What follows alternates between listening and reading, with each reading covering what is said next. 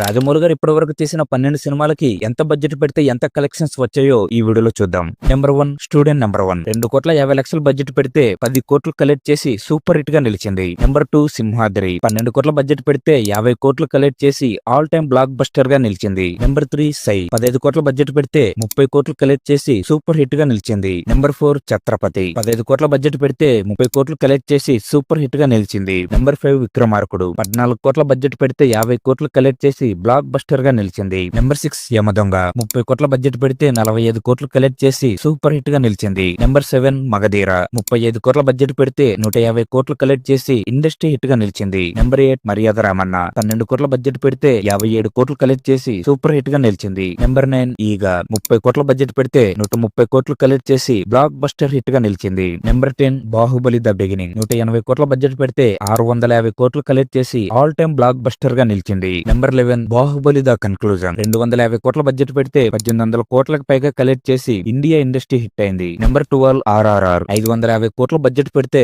1200 కోట్లకు పైగా కలెక్ట్ చేసి బ్లాక్ బస్టర్ అయింది. నెంబర్ 13 SSMB29 ఈ మూవీకి 1000 కోట్లకు దగ్గరగా బడ్జెట్ పెడుతున్నారట. మరి ఎంత కలెక్ట్ చేస్తుందని మీరు అనుకుంటున్నారు? కామెంట్ చేయండి. అండ్ వీటిలో మీ ఫేవరెట్ మూవీ ఏదో కూడా తప్పకుండా కామెంట్ చేయండి.